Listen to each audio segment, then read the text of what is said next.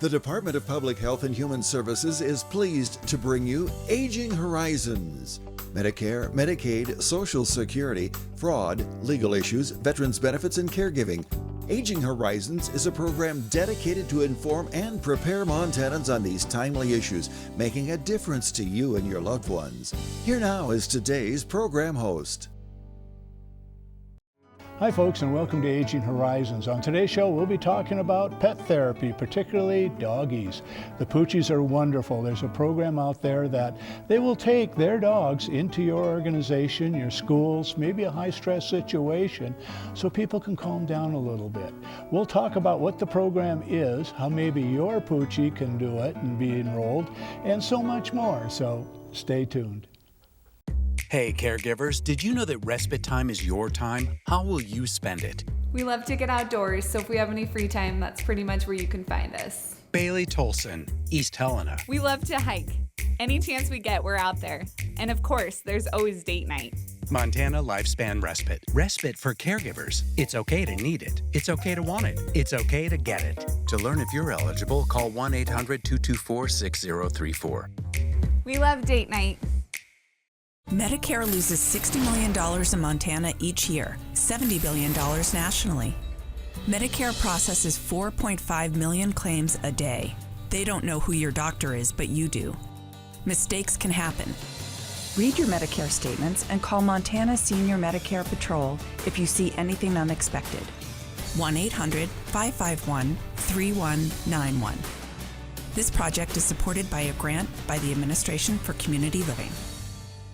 I think the most pleasant surprise when we turned 65 and signed up for Medicare Part B was finding out about our Welcome to Medicare preventive visit. It was free, and it gave us the opportunity to visit with our doctors and establish a plan for our health going forward. They reviewed our medical history, measured our height, weight, blood pressure, and counseled us on other risk factors. To learn more about Medicare's free or low-cost preventive and wellness benefits, call your local SHIP counselor at 800-551-3191. I mentioned it's free, right? Twice. I was the last guy you'd expect to get diabetes. I was a competitive runner and I always took care of myself. So when I was diagnosed, it kind of threw me. But it's really encouraging to know I'm not alone with it. There are a lot of other people going through the same things as I am. It takes some effort. You have to keep after it. Exercise, meds, and diet are the key. But there are a lot of folks who want me to succeed. Diabetes is not the end of the world. With effort and attitude, you can have a normal life. Hi folks, and welcome to Aging Horizons, brought to you by the Department of Public Health and Human Services Senior and Long-Term Care Division. I'm your host, Brian Lamore. We have therapy dogs in here today. This is so much fun. All the Poochies are great, and everybody here, including the camera people, have doggies, so they know we're all dog people, and probably you are too. But we're talking about therapy dogs. Therapy dogs are the dogs that can go into different facilities, schools, hospitals, even high schools and colleges, and help the kids and help adults deal with a little bit of stress. We have two wonderful guests today with their Poochies. On my right, I have Audrey Finlayson. You're with the Governor's Advisory Council on Aging, and you have with you Valentine. Yeah. there's Valentine. The good boy. And we have Catherine LeCours with your Poochie Frank. You're a therapy dog handler. Hi, Frank. That's great. Well, Audrey, let's start with you. We're talking about therapy dogs. I think all dogs are therapy dogs, but that's more of a professional classification, isn't it? It is. What is it? Yeah, so therapy dogs are dogs that are invited into a place like a school or an assisted living nursing home, and we go and visit. They're owned by their handler generally, and we're a team, so we have certain rules that we have to go by, and we just enjoy visiting people, and they have to have good manners, and we're all trained. That's right. And I imagine when they go into these different facilities, the people there, they love them, right? They do. It just brings, joy and happiness to them. Some dogs do tricks. Other dogs, they just pet. Some people just want to see them, and they have the option to, pet them or just see them, or they can say no. And nobody has hard feelings if they don't want to see a dog that day when we're visiting. And it's interesting how they want to see them. I take mine to farmer's market, and a gal came over and said, I haven't had golden retriever licks on my face so long. Yeah. And, and then some other people, it's like, keep them away from me. So I understand, whatever you're comfortable with. Now, Catherine, you're a therapy dog handler. You're near here in Helena. What does it take to be a trainer of the dogs, I guess? What do you look for? So I look for temperament. They have to like people. I don't think you can train liking people. Yeah. I think you can't train empathy either. Good personality, friendly and outgoing, and then as Audrey said, some obedience, right? So just basic obedience skills. The other thing, though, there's two parts to the team, so the human part is just as important. Oh, okay. The human has to be able to interact with people, have the personality, and and be able to be empathetic as well towards the patients that we visit. Oh, I see. Yeah. And is it difficult to train many of the dogs, or they just kind of come to it naturally? Definitely naturally. Yeah. We would train sit, walk on a loose leash, stay, somewhat of a heel, don't lick, don't bark, the basic obedience. But other than that, it's socializing, getting them used to wheelchairs and walkers, taking them everywhere. As soon as they're fully vaccinated, they go everywhere with me, and just get them really exposed to all sorts of people and things, and then they're pretty much bomb-proof. Yeah, well, I know my dog goes everywhere with me, except for when it's below 0 or over 70 degrees in the car. Now, Audrey, there are emotional support dogs also out there. Now, can you tell me what an emotional dog is and contrast that with a therapy dog? Yeah, so there's basically 3 different categories of dogs. There's the service dog, the emotional support, and the therapy dog. And so therapy dogs are those that are owned by their handler and they work with their handler.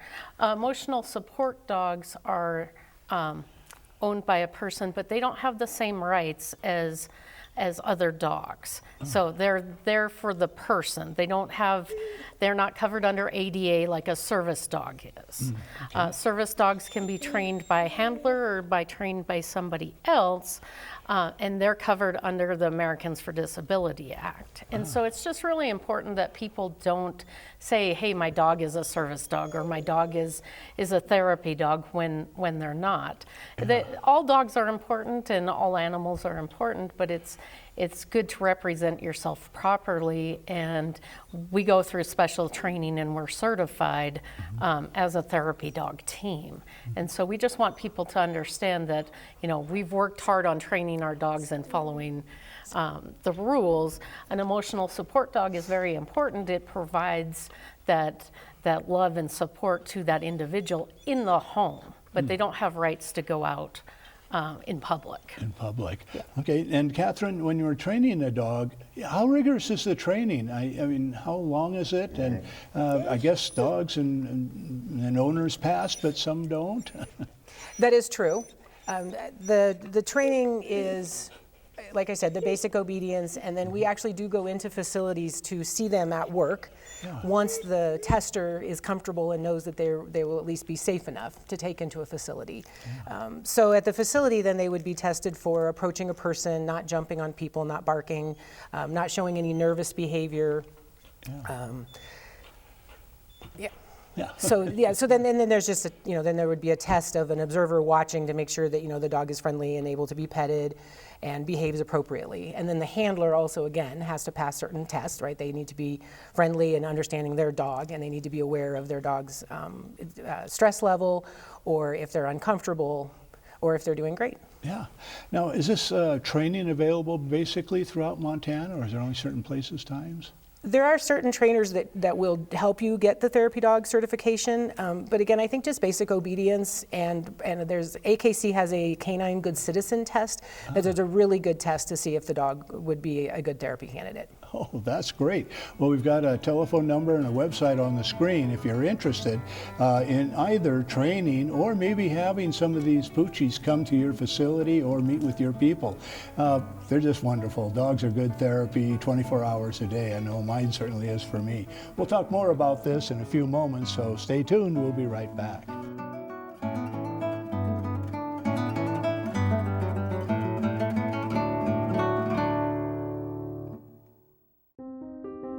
Elder abuse is a growing problem, and it's happening right here in our Montana communities. At least 1 in 10 older adults are victims of physical or emotional abuse, financial exploitation, or neglect. To get help or report elder abuse, call your local area agency on aging or Adult Protective Services at 1-844-277-9300. I have so many questions about power of attorney. Well, some powers of attorney are for finances and others are for healthcare decisions. A power of attorney designates an agent who would make decisions on your behalf. While making a power of attorney, you have the ability to control your agent's power. You also have the ability to decide when that POA would take effect. Wait, am I giving away all my rights? Power of attorney isn't a license to make any decision for you, just those that you've specified. Your agent should be somebody that's working in your best interest, but it should also be somebody that you would trust. What if they try to abuse their power? Protective measures like third-party accounting, secondary signatures, defined spending and gifting limits can help protect against financial exploitation. An agent's powers can always be limited by a customized power of attorney, and they can be revoked by you or the court if the power of attorney is abused. So carefully drafted estate planning documents can help ensure that your finances are monitored, but not abused. If you or someone you know is being exploited, please report to Aging Services Bureau at 844-277-9300 or the Legal Service Developer at 1-800-332-2272. This message sponsored by the DPHHS Aging Service Bureau. I've been shooting since I was young. It's something I've always enjoyed.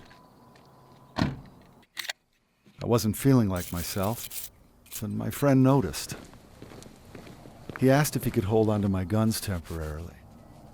At first, I was a little shocked, but then I agreed.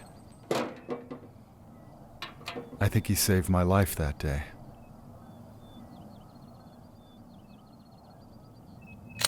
Hi folks, welcome back to Aging Horizons. I'm your host Brian Lamore. I'm continuing our discussion about therapy dogs, how wonderful they are, how your dog can become a therapy dog, or maybe therapy dogs in your area can come in and work with your organization or your students or whatever you need. Rejoining us now is Audrey Finlayson. You're with the Governor's Advisory Council, and we've got your Poochie Valentine. He works with trees. Yeah. He does. Come on. Okay. And Catherine LaCours. And we have Rico, your next dog. We have three of your Poochies here. You're a therapy dog handler. And Audrey, let's start with you. How did you get into being a pet therapy dog owner? Well, I used to work for Aging Services, and I just love older adults, and I heard about pet therapy, and I started doing it about 20 years ago. Wow. Yeah, and so Valentine's my third therapy dog. Ah, that's great. Yeah. And so you've taken him everywhere, huh? Yep, he goes everywhere with me, that he's allowed to. Yeah, he's allowed to. And Catherine, how did you get into pet therapy dogs? When I started training dogs just for the basic obedience, I hooked up with someone. I met someone who did therapy work. And I was interested in just doing more things with my dog, and I as well had just enjoyed so much volunteering and helping all of the people that we can visit now, and knew how much the dogs mean to me. So it was about 18 years ago, and I think I'm on my 6th therapy dog. Rico's my 6th. That's great. Yeah. And I don't have a therapy dog, but I'm on my 4th golden retriever, and they're therapy for me. Yes, they are. And Catherine, what do we look for in a dog? I mean, the people are at home saying my Poochie's a wonderful little boy, girl. What do you look for in the dog, which would say this is a therapy dog? I think the first thing is that they like people. And not, people think that every dog does like people, and they don't. Yeah. So they would need to like people, and again, bomb-proof. Make sure the dog doesn't react to alarms or walkers, wheelchairs. Funny story about a walker, the tennis ball's on the bottom. Yeah. My border collie wanted to go after the tennis ball, so that was a little bit of training. But, so just again, liking people, having a nice personality. Both of our dogs are very energetic, and that's fine outside of a facility. So as soon as Rico walks in the door, he knows exactly what his job is. Right, and he probably loves doing it. Yes. That's the other thing. Yes. You can tell when the dogs love their job. Yep, for sure. And Audrey, what do you look for in a team? I imagine some people say, I'd like my dog to be trained as a therapy dog, but then I just want to keep him for myself. What are you looking for? You know, we think that it's very important that you're able to communicate with people, because it's not just about, hey, petting the dog.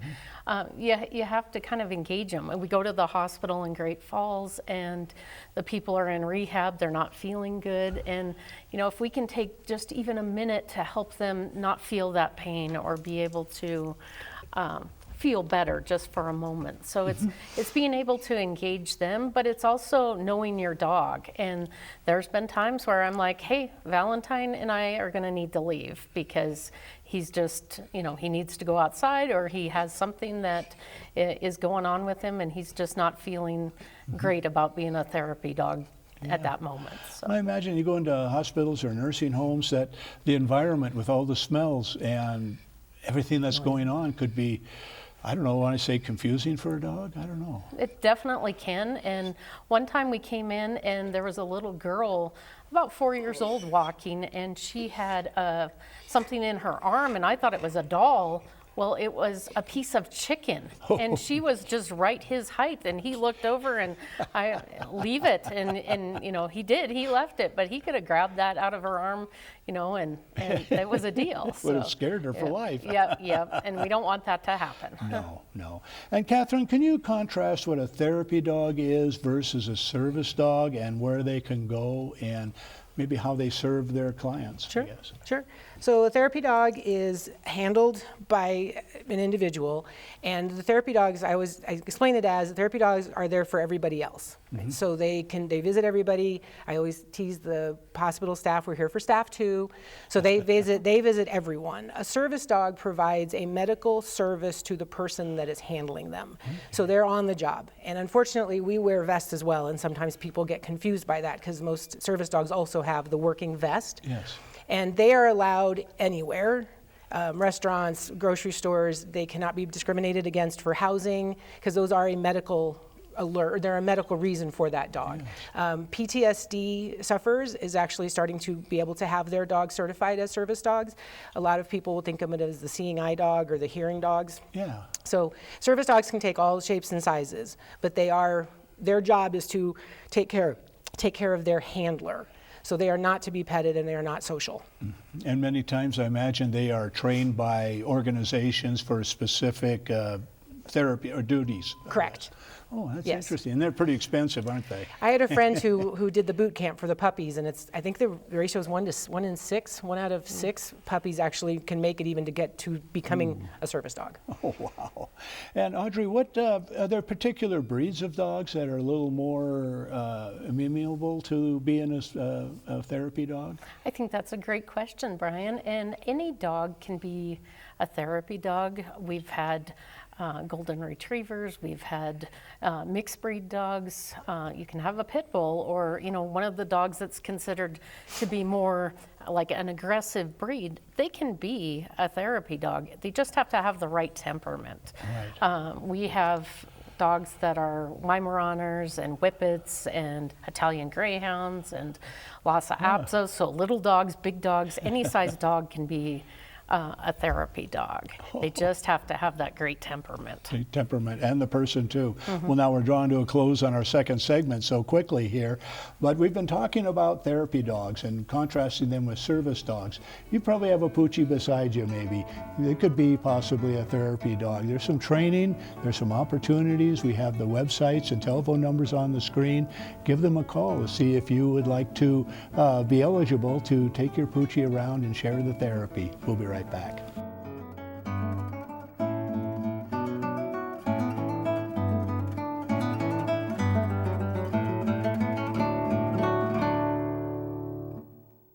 If you knew your next-door neighbors couldn't afford to stay warm this winter, you'd want to help, right?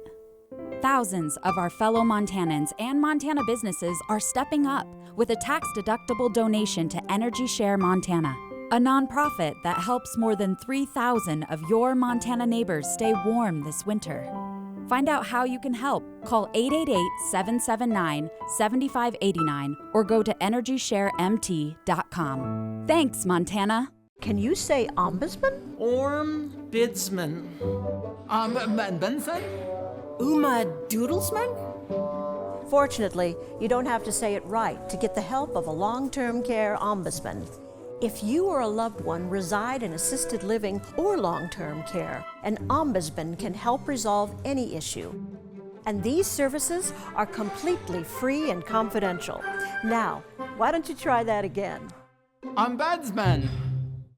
You've probably seen some big-name celebrities on your TV lately talking about all the Medicare benefits you're missing out on. But the insurance companies who are paying for these ads may be pushing benefits not available in Montana. Fortunately, help is available from a friendly state health insurance assistance program counselor who can help you sort it all out. It's free, and we screen everyone for eligibility regardless of your zip code. It's Montanans helping Montanans. Call today. Every 65 seconds, someone is affected with Alzheimer's or other dementias. Many become isolated at a time when help is most needed. If you or someone you love is affected, help is available, both for people with memory loss and their caregivers. Memory loss can feel frightening, but you are not alone. Call the free 24/7 Alzheimer's Association helpline, 800-272-3900, for guidance and support. Welcome back to Aging Horizons. I'm your host, Brian Lamore, and we're continuing our discussion about therapy dogs. We have some wonderful poochies in here. They're so nice, and they're so nice to visit nursing homes, schools, hospitals, anywhere there might be some crisis or someone might need a little bit of calming, because these dogs are wonderful. Rejoining us now is Audrey Finlinson. You're with the Government Advisory Council on Aging, and you have Valentine down there. Hey, Valentine. And we have Catherine LeCours. You're a therapy dog handler, and now we have Oreo, which is your third dog here. And Catherine, let's start with you. You have 3 dogs, so do you take all 3 into a facility at a time, or do you ration them out? You can only do 1 at a time because they need each dog needs the full attention of the handler. So I have a weekly visit here at St. Peter's Hospital in Helena, and also every other week at Shodair Children's Hospital. We've been doing that for 16 years. And I have a calendar, and I keep the rotation on the calendar of who goes in where. And then if I do visit like a nursing home, I just basically rotate the 3 dogs out just like I've done at the show. Oh, that's great. Yeah. Well, now when you mention hospital and nursing homes, you know, they're medical facilities, and many times they're very germaphobes. And some places say, well, dogs, maybe germs. How do you get over that? That's a great question, because we don't want anyone to think that they can just walk into all of these facilities just because they have a therapy dog. Right. We always check first with the facility. Here at the hospital, I am a full volunteer, so I went through all of the volunteer training. Many years ago, I was actually I had the first dog that was allowed at St. Peter, so we worked it in, and now they have 2 facility dogs, or they've had 2 facility dogs. So yeah, that's a great question. You always work first with the facility to make sure that what their policies are, what you can do. We have pretty stringent rules, but if the facility has more stringent, we definitely need to go by this facility rules. And I imagine so many people with poochies, they're going to say, yeah, my dog's a therapy dog. He wants to visit my parents, my aunt, my son. But the hospital screens that, don't they? Yes, there's registrations that we are certified through organizations. They cover liability insurance, plus it's a test, right? You have to pass a test. Yeah. And so it gives the facility more confidence in the fact that our dogs should be there and are trained for that. Yeah, and other dogs probably should not be there. Definitely. Well, now, Audrey, you know, we were talking off camera, you said there's a number of organizations that train dogs for different things. I think you said 7. What are some of those 7 different organizations, and what are their objectives? Yeah, so we both belong to the Alliance for Therapy Dogs, and they're out of Cheyenne, Wyoming, and they're nationwide. And then there's Pet Partners, there's a Christian-based one, there's a crisis one called Hope that helps in crisis situations. There's Intermountain. There's a number of them that people can belong to, and we've just chosen to do Alliance for Therapy Dogs because there were more of them in our area, and we have the insurance that covers us if we were to get injured or if by chance we injured somebody. Yeah. Okay, well, we'll have your website and telephone number up there, but what is the training? If people are saying, this sounds fun, but it's a commitment, and tell us more about that commitment. Yeah, so you only have to volunteer with our organization once every 60 days. Some organizations have other commitments, but we train every day, you know, and it may be just practicing sit or down or, you know, walking in public, but it is important that you have that basic obedience training and practice and, you know, being in different settings and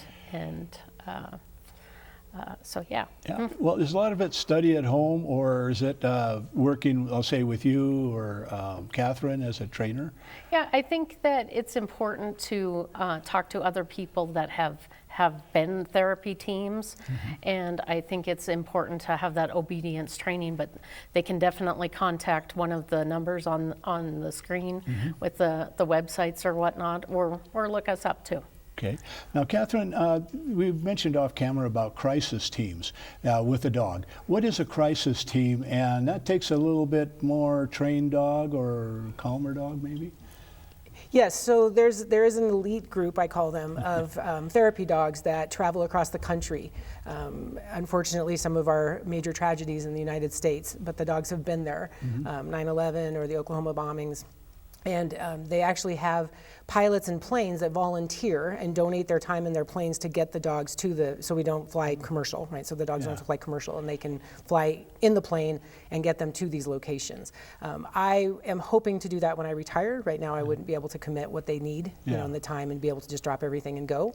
So that's a goal for me, but yeah. Well, is there a training program to make sure the dogs are comfortable flying? I imagine it's got to be scary for them. Yeah, it probably is. And actually, I'm going to boot this over to Audrey because she was talking about the July training. Yeah, so there is a training in June in Bozeman where they're going to assess the dogs, and then if your dog meets the first criteria, then there'll be 2 additional days of training to go to. And of course, everybody has to have background checks, and humans have to do a written test, and the dogs have to do, you know, an activity test. Yeah, and that's for the crisis team. Yes. Okay. Yes. So that's the next level up. Do dogs just pop in on a crisis team, or do they want to see that they've had other trainings and other experience? They definitely have to have other training and experience, and also endurance. So like when Valentine started out, he only did, you know, 10, 15 minutes at a time. Now he can go all day. Yeah. And the crisis ones have to be able to go all day and be able to deal with that, you know, intense situation. And by the end of a visit, they're exhausted. They've taken that emotion from a person, and you know, it tires them out. Yeah. What about the trainer? What are the benefits to the trainer of doing this? You know, I think helping people and just feeling good about, you know, doing something. And I love to volunteer, and I love that I can volunteer with my dog. Yeah. Yeah. And it makes the dog happy. Definitely. And if the dog's happy, you're happy, right? Well, thank you for everything that you do. This has just been a wonderful show, a lot of fun. And thank you for the dogs coming in and making their appearance. Now they have their 7 minutes of fame or more. So, and for our viewers, thank you for joining us.